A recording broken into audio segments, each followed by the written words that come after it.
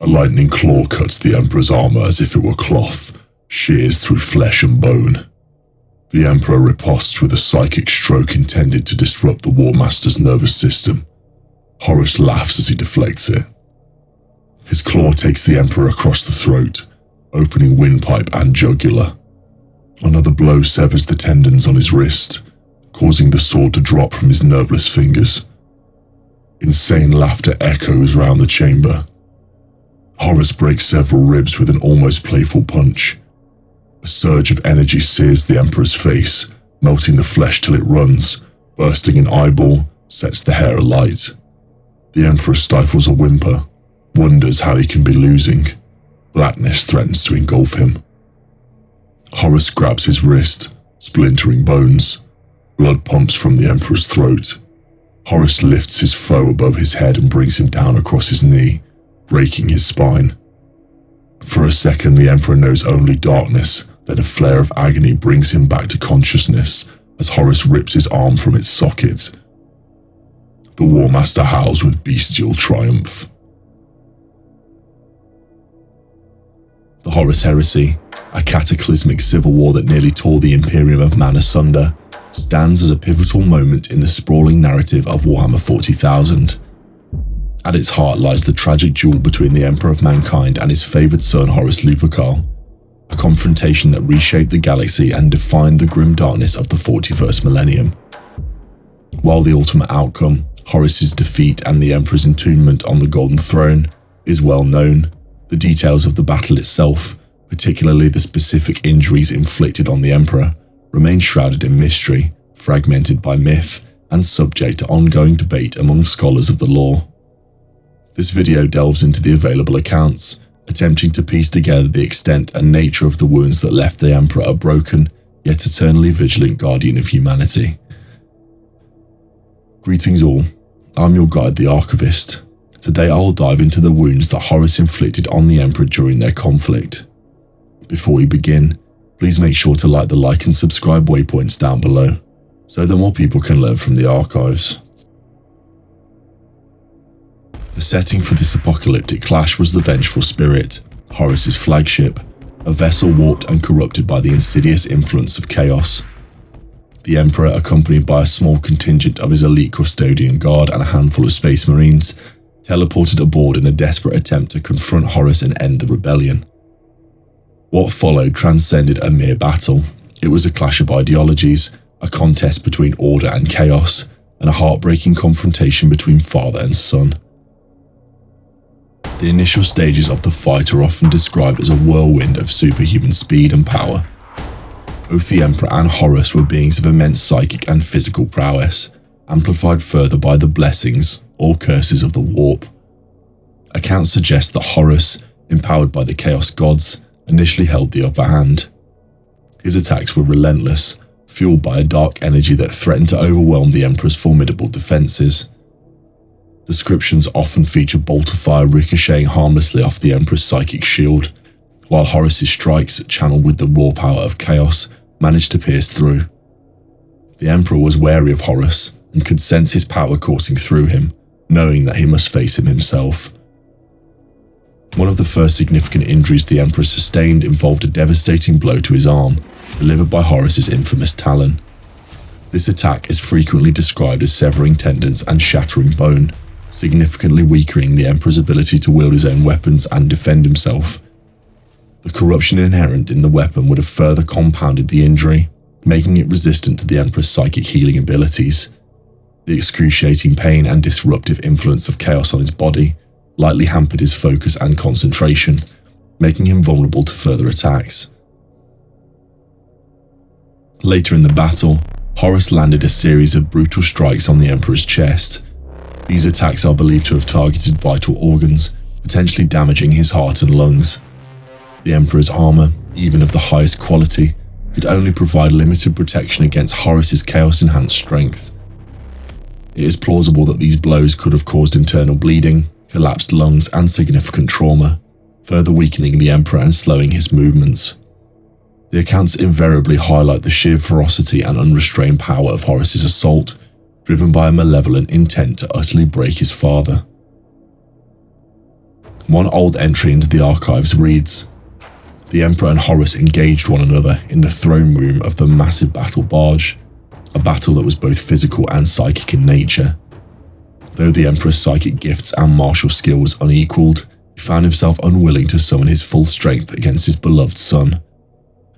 The Emperor suffered grievous wounds at Horus's hands, and after a score of thrusts, parries, and counter-thrusts between the Emperor's rune sword and his own lightning claw, Horus sliced open the Emperor's chest armor, then sliced his jugular and severed the tendons in his right wrist, disarming the Emperor.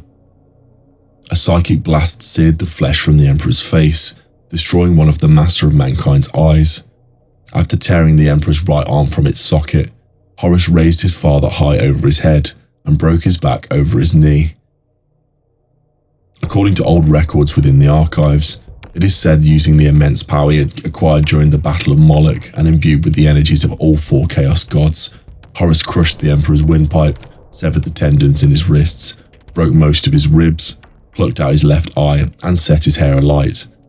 As if this wasn't enough, Horus lifted the Emperor high above his head and brought him down upon his knee, crushing the Emperor's spine. Further punishing his father by ripping out one of his arms from its sockets, Horus howled over the beaten body of the Emperor in triumph. Perhaps the most critical and devastating wound, the one that ultimately sealed the Emperor's fate, was a psychic and physical assault to his very soul. As the battle raged, a loyal space marine, in some accounts named Olanus Pius, bravely intervened to protect the Emperor from a killing blow. While the specific details vary, the core element remains the same. Horus unleashed the full power of chaos upon the Space Marine, obliterating him in a display of raw and bridal power. This act, the senseless slaughter of an innocent, is believed to have momentarily pierced the veil of Horus's corruption, allowing a flicker of his former self, his inherent loyalty and love for his father to resurface. In that crucial instant, the Emperor recognized the lingering presence of his son beneath the layers of chaos. He realized that to truly defeat Horus, he had to act decisively, even if it meant sacrificing his own physical form. Throughout the battle, it is known that despite Horus's monstrous form and power, he still hesitated, with some part of him believing that he could turn Horus away from the path he had been walking thus far. However, as the battle raged, clarity on the situation came to the Emperor that he must truly defeat his son to free him from the grip of the Chaos Gods, and so decided to use his anathema blade to end Horus's life completely. It was in this moment of clarity, a fleeting glimpse of the son he once knew, that the Emperor struck. Some old interpretations describe that the Emperor channeled all of his remaining psychic power into a single devastating attack, obliterating Horus's soul and severing his connection to the Chaos Gods. This act, while victorious, came at a terrible cost. The psychic backlash from destroying such a powerful being, so deeply intertwined with the warp, tore through the Emperor's own psyche. This psychic trauma is often described as being akin to having his very essence shattered, his mind irrevocably fractured.